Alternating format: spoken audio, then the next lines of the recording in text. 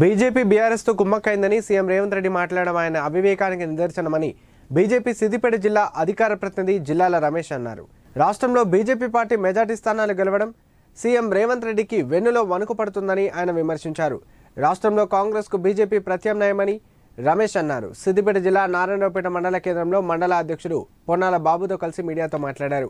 ఈ సందర్భంగా ఆయన మాట్లాడుతూ రాష్ట్ర ప్రజలు పెద్ద ఎత్తున బీజేపీ అభ్యర్థులను ఆశీర్వదించి 8 స్థానాలను గెలిపించడం పట్ల ఆయన కృతజ్ఞతలు తెలిపారు. మెదక్ పార్లమెంట్ అభ్యర్థి మాధవీని రంగంలో గెలుపుకు కృషి చేసిన సిద్దిపేట జిల్లా నారాయణరావుపేట మండలం ప్రజానీకానికి ధన్యవాదాలు తెలుపుతూ ఉన్నాము.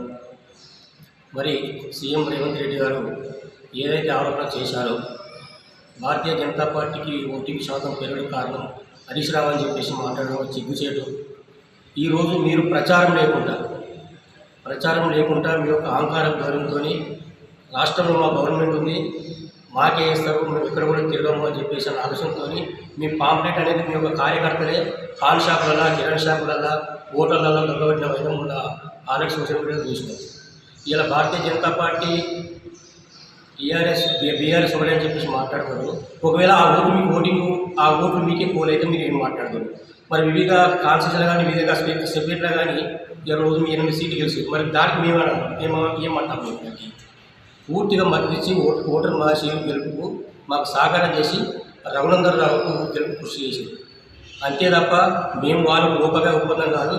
మేము వాళ్ళతో కుమ్మక్కైనట్టు మీరు నిరూపిస్తే మేము దేనికంటే సిద్ధంగా ఉన్నాము. మీరు 2 నుంచి 3 కోట్లు మీ యొక్క లోకల్ లీడర్లు సేదు ఆడ మారిందని చెప్పేసి మాకు అనుమానాలు ఉన్నాయి. దాన్ని కూడా మీరు ఖచ్చితంగా చర్చకు సిద్ధమంటే మేము ఆధారంతో సహా నిరూపించడానికి సిద్ధంగా ఉన్నాం. ఇలా అమూలమైంది మేము కాదు.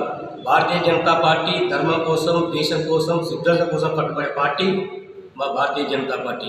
మండలంలో చాలా అవకతవకలు జరిగినాయి. ఎన్ని అవకతవకలు అంటే మిషన్ భగీరథ కింద జరిగిన అవకతవకలు ఉన్నాయి, అలాగే ల్యాండ్ కబ్జా చేసిన అవకతవకలు ఉన్నాయి. ఇలాంటివి కూడా ఎంఆర్ఓ గారు కానీ లేకుంటే స్థానిక అధికారులు కానీ నాయకులు కానీ చేసిన అవకతవకలు, గ్రామ పంచాయతీలో జరిగిన అవకతవకలు, ఇవన్నిటి గురించి ఆర్టీఐ పెట్టి మేము తీసుకున్నాం. అతి త్వరలో రగన దగ్గర తీసుకుపోయి ఇలాంటి సమస్యలపైన, ప్రజల సమస్యలపైన, ప్రతి ఒక్క సమస్య పైన కొట్లాడడానికి ముందుకు ఉంటాం.